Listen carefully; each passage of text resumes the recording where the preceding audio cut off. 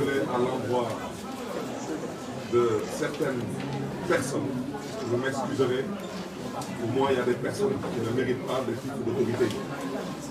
Le commissaire de Dieuppeul n'est pas une autorité, c'est un autorisé. Donc je ne parlerai pas de lui, mais je parlerai plutôt de certains comportements qui ne peuvent aucunement honorer la police. Pour ceux qui ne le savent pas, ou qui semblent l'avoir oublié, j'aimerais leur dire que je suis le maire de la commune de Mermoz-Sacré-Cœur. Et qu'à ce titre, j'ai le droit de me déplacer où je veux, quand je veux, et comme je le veux, dans le périmètre communal de la commune de Mermoz-Sacré-Cœur. Je répète, hier, j'avais déjà posté sur ma page Facebook, et vous pouvez le savoir, en allant sur ma page Facebook pour le constater, j'avais posté sur ma page Facebook qu'aujourd'hui, mercredi, demain, jeudi, et après-demain, vendredi, nous allons organiser des sorties, donc on appelle DOFDOF, pour aller vers la population de Dakar et parler avec ces populations pour leur vendre notre meeting. C'est un meeting d'investiture qui aura lieu ce dimanche 21 novembre 2021 dans la commune de Grand Yoff, au terrain de Khariala, en face de Walfadjri.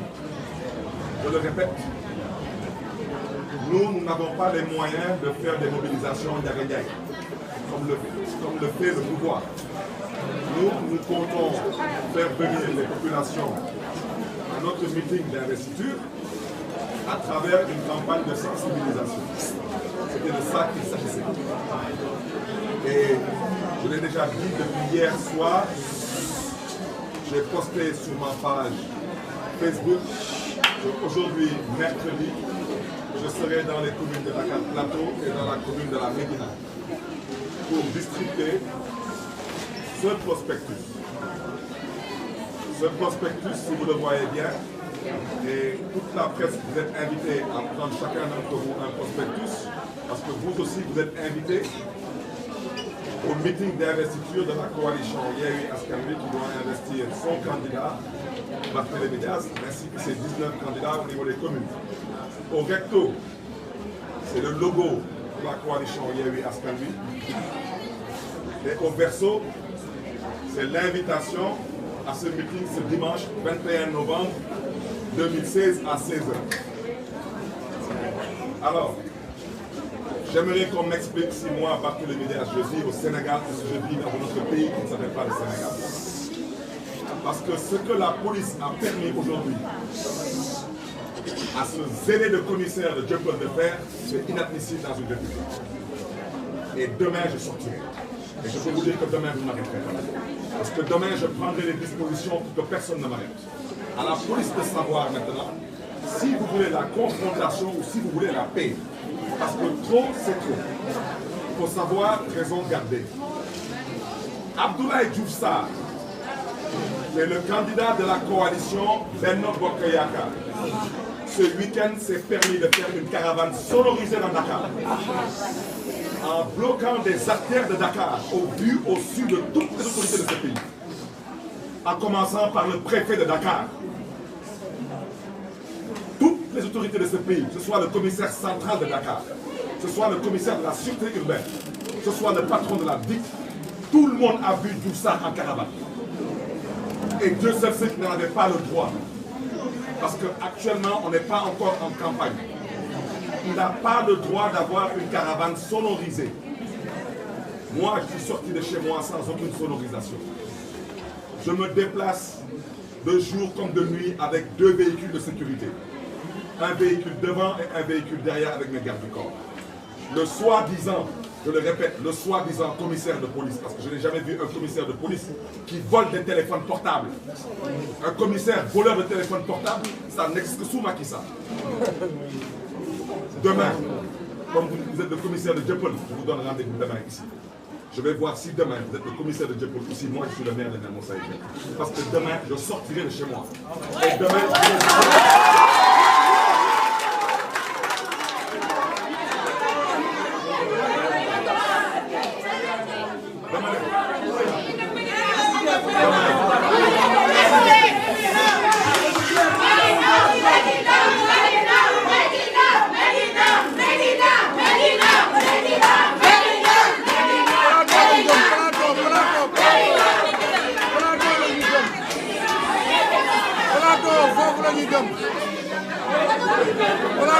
On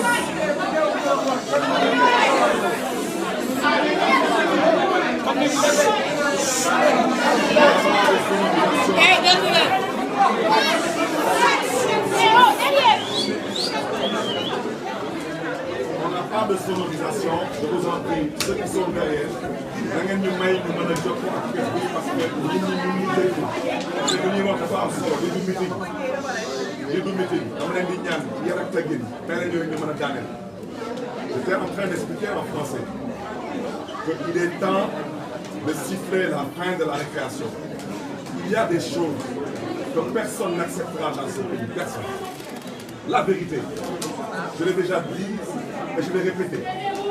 J'ai dit, on refuse aujourd'hui de nous permettre de vivre en démocratie. Je me suis déjà exprimé sur ce solo procès qui n'est rien d'autre qu'une machination politique pour me distraire. La vérité, ceux qui disent qu'ils n'ont pas peur, ils ont la peur au ventre. Ils ont la peur de mettre certains leaders politiques en prison parce qu'ils savent très bien que le jour où ils le feront, ils savent qu'ils prennent sur eux la responsabilité d'écouter leur mandat. Ils le savent très bien. Ceux qui disent qu'ils n'ont pas peur, la vérité, c'est qu'ils sont en train de respirer la peur. Et nous ne sommes pas là pour brûler ce pays. Nous sommes là pour pouvoir exercer les droits constitutionnels. Je vous en prie, derrière, permettez de parler. S'il vous plaît, respectez les gens. Ceux qui veulent parler, vous sortez de la salle, s'il vous plaît, respectez les gens. Je disais que ce qui se passe dans ce pays est inadmissible.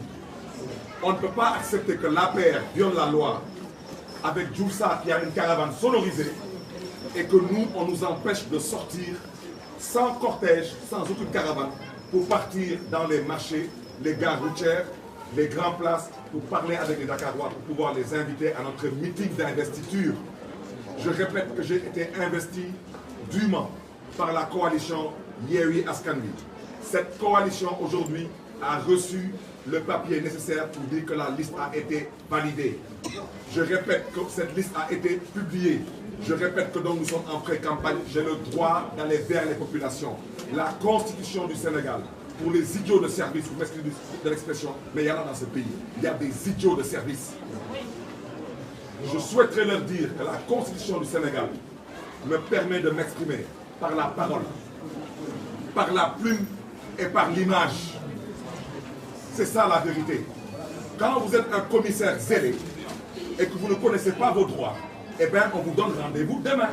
On verra si demain vous êtes vraiment le commissaire dont vous dites que vous êtes, ou si demain je suis le maire que je prétends être.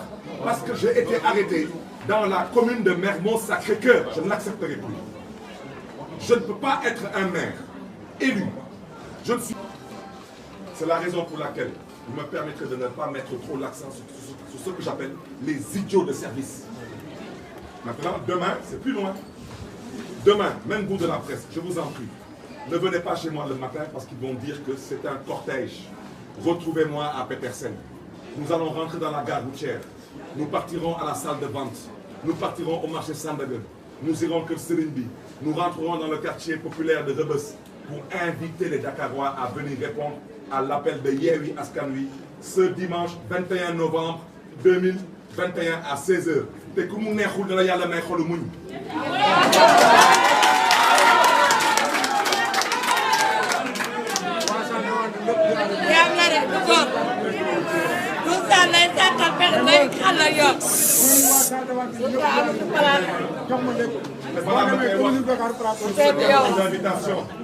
Vous allez voir, à part Barthélémy Dias, on a mis que des hommes de paix. Vous allez voir ici, Serigne Mansour Sy Djamil. C'est un homme de paix. Vous allez voir ici, sur mon papa Boubardi, Serigne Moustapha Sy, un homme de paix. Vous allez voir Khalifa Ababacar Sall, un homme de paix. Vous allez voir Aïda Mbodj, une femme de paix. Vous allez voir Ousmane Sonko Boussel Malick Gakou, un homme de paix. Toutes ces personnes, avec beaucoup d'autres leaders, ont accepté aujourd'hui de m'investir à la tête de liste de la coalition Yewwi Askan Wi. Ces hommes de paix n'ont pas investi un homme de violence. Ces hommes de paix et ces femmes de paix ont investi un homme de paix. La vérité, je vous le dis à vous comme de Dakar, la vérité c'est que le 23 janvier 2022, il n'y aura pas d'élection à Dakar. Il n'y aura qu'une petite formalité. Le 23 janvier 2022, il n'y aura pas d'élection à Dakar. Ce sera une formalité. Parce que le peuple de Dakar a déjà choisi son camp, c'est le camp de l'avenir. kon nag ci wolof ñu ngi gërëm ñëpp ñu ngi sant ñëpp ñu nekk ci ginnaaw nag ngeen baal ñu amuñu micro moo tax ñu yëg di baat leen di may rek ñu leen di ñaan ngeen mel ni tuuti ndax ñu mën a jokkoo ak presse ñu nekk ci ginnaaw dañ leen di ñaan su ngeen bëggee waxtaan ngeen génn ci salle bi. lu ñu bëggoon waxtaanee ak yéen mooy lu fi xew tey mu nekk lu ñaaw ci démocratie parce que lu fi xew ñëpp xam nañ ko tey mooy caaxaan bi ñu doon wooyee procès yéen ñëpp gis ngeen lu fa xew procès ba nga xam ne gën a ko sax que ñu ne dañ koy reporté wax ji mooy lan dañu bëgg a Barthélémy Dias tal leneen ginnaaw campagne te loolu du am man dama fas yéene dem campagne yi incha allah parce que dañ ma investir. te campagne dafa am lu ñu yoon may ci sañ-sañ dox mbokk laata coalition Yewwi Askan Wi di am laata ñu ne Barthélémy Dias mooy candidat coalition Yewwi Askan Wi yéen waa presse mën ngeen doon suma ay seede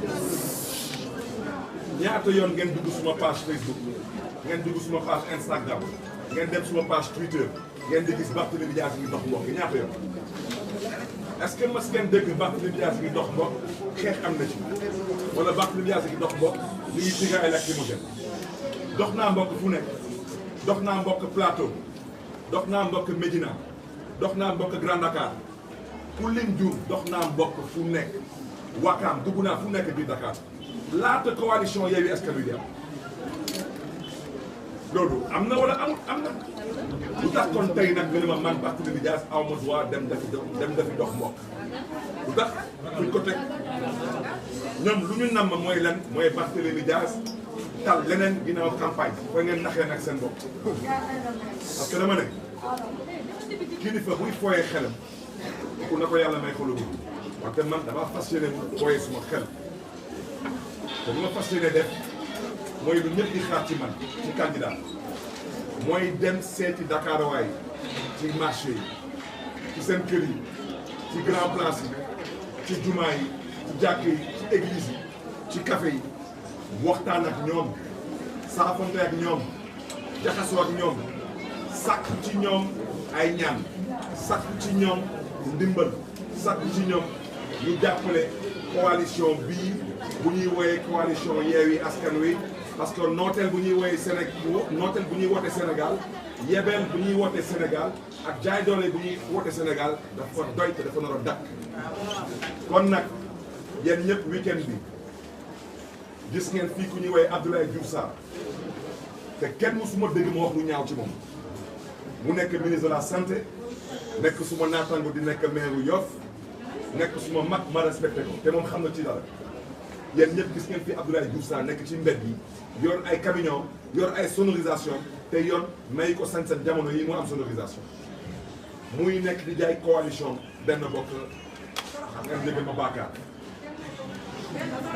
muy dox seen dox préfet ngeen di gis waxut commissaire central gis na leen waxut commissaire sûreté urbaine gis na leen waxut commissaire dik gis na leen waxut man nag làqatuwuma nëbbatuwuma démb laa teg suma page Facebook ma ne man suba incha allah su ci yàlla àndee damaa fas yéene dem defi lu ñuy woy dox mbokk mooy li tubaab di woy proximité damaa fas yéene dem Plateau su ma fa génnee damay dem Médina dox mbokk bi dama koy commencé 11h su ma duggee Plateau damay commencé Petersen ci garage dem ci ambulant yi waxtaan ak ñoom jox leen lii mooy carton invitation ci meetingu investiture bu ñuy am ci dimanche bi le 21 novembre ci ñeenti waxtu ci ngoon fële ci commune Grand Yoff ci terrain xaar yàlla bu nekk en face su Walfadjri damay laajte tey coalition Yewwi Askan Wi affiché nañ liste yëpp suñu bos baax na man maay candidat Dakar constitution du Sénégal mooy suñu alxuraan mooy suñu bible moo wax képp ku yëngatu ci politique yoon may na la nga mën a dem ci mbooloo ci ngay utiliser kàddu wala ngay utiliser lu ñuy woy image wala ngay utiliser ay bind pour mën a waxtaan ak askan ma génn suma kër ay booru 11h dugg suma oto di dem live ma nekkuma direct suma page Facebook mbooloo àndul ak man ñuy ànd ak man bëccëg ak guddi te yor suma kaaraange yor ñaari oto benn bi di jiitu keneen beneen oto bi dama topp ci ginnaaw ma nekk suma biir commune ma taxaw feu rouge sport police ñëw te ma jaay ma doole policier bi ne ma amoo droit avancer daw dem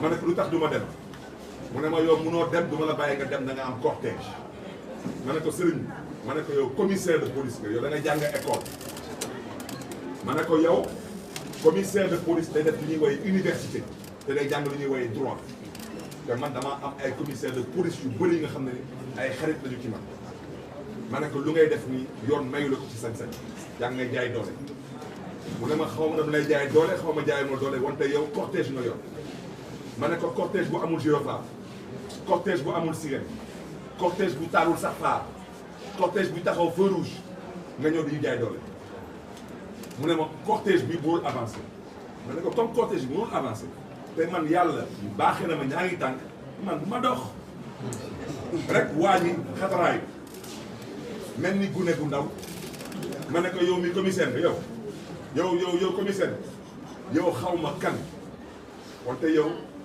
il faut que ñu wax ak ñu nga xam ne ni ñoom ñoo élite police parce que yow dama ne yow ñoruñu la sax dénk sax mbalit ba leen dénk commissariat parce que man commissaire yàgg na ma arrêté mais commissaire da lay arrêté avec ce qu'on appelle l'élégance républicaine kenn mësuma gis may fikki Barthélémy Diaz vous êtes en état d'arrestation topp ñu ma topp leen parce que man xam naa suma ay droit waaw commissaire bi nekk ci mbedd bi mel ni xale bu ndaw bi nga xam ne dañuy siif ci moom tàngal di xatataayu jël ma dugal ma ci oto bi yóbbu ma commissariat Dieuppeul jël ma nag commissariat Dieuppeul sànni ma ci biir waaw te moom ay kilifam ñu ngi may dégg ñu nga xam ne ni ñu ngi bu leen sax seen ñoom saay bu may egg ñoom dañ may dugal seen bureau taalal ma climatiseur tegal ma boisson ne ma monsieur le maire toogal waaw wante nag ku amul yar ku amul teggin ku xamul république ku ñàkk a jom ak ñàkk a fayda yow munoo xam lan mooy état munoo xam lan mooy homme d'état parce que man su may jàpp commissariat central les plus autorités de la police dañ may dugal ci bureau ne ma toogal parce que xam nañ que man du ma samba boy commissariat Dieuppeul bi moom mooy couvrir suma commune damay jël di ma sànni dans le violon te loolu doyul j'ai décidé de porter plainte contre ce commissaire jël suma ñaari jigéen jël leen tëj leen ci violon bi di leen di dóor ay arrêt ak leen di gën yaa ñàkk a jom yaa ñàkk a jom nous n'avons pas la police parce que police du Sénégal est une police exemplaire en Afrique ñëpp xam nañ ko tout le monde sait comment fonctionne la police dans certains états africains ici ñëpp xam nañ ko yow tey man je revendique mon amitié avec certains commissaires de police avec fierté parce que dafa am jaar-jaar ak ñoom mais commissaire de police bii laa wax en tant que maire de Mermoz Sacré-Cœur du ma nanguti muy nekk suma interlocuteur parce que man dama fonk suma bopp et je considère que quand le respect n'est plus servi il faut savoir quitter la table parce que ce commissaire de police il est irrespectueux envers ma personne mais envers l'institution qui est la police nationale c'est du jamais vu un commissaire zélé qui se donne en spectacle dafa ñaaw ngay jël ay jigéen man fi naa ñëpp xam nañ ko muy nekk di ko këdd di ko pes di ko coup de pied loolu góor sax laa wax góor di ko def jël suma beneen jigéen bu ñëwee Binta di ko këdd di ko pes ndax si doy nag mu sàcc suma portable voilà dama ne loolu yëpp amul solo avocat yi dañu def seen liggéey te commissaire bi dama ko bëgg a xamal dara nguur day jeex te su jeexee dama ne su jeexee yow commissaire Mballo laa wax si les autorités policières de ce pays ne prennent pas les dispositions nécessaires maintenant envers vous, sachez que nos chemins vont se croiser, je vous dis. Man maa la ko wax soo amee ay mbokk nañ dem di ñaan parce que nag j'ai le dernier commissaire qu'on a pratiqué dans ce pays. On a pratiqué tout le monde dans ce pays. Tout le Sénégal nous connaît. Tous les commissaires de ce pays nous connaissent.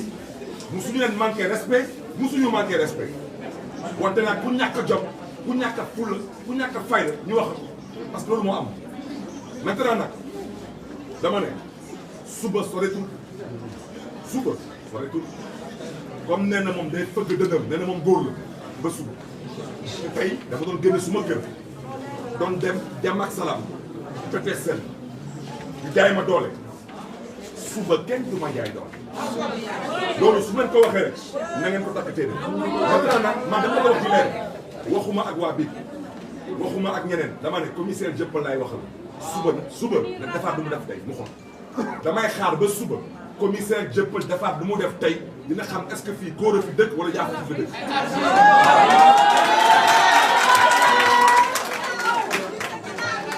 damay insister rek dama ne na ngeen ma damay ñaan képp ku ma bëgg a dundee suba képp ku ma bëgg a jàppale suba dama lay jox rendez-vous Petersen.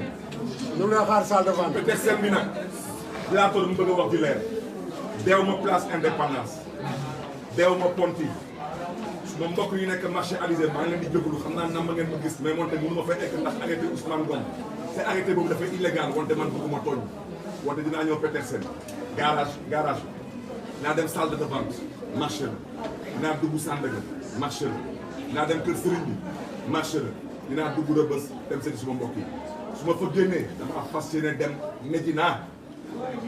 Je suis candidat à la mairie de Dakar, une coalition dont la liste a été validée. La constitution du Sénégal me permet mais mën a di jokkoo ak askan wi à travers la plume, la parole et l'image. lii kese laay distribuer aw ma gànnaay lii rek laay distribuer ana ndeyu kii di Diouf Sarr mën a toog ci biir dëkk bi di doxatu ak sonorisation kenn du ko téye kenn du ko budul xatal man may génn di def distribuer sama prospectus ci ñoom du fi am loolu mooy lan.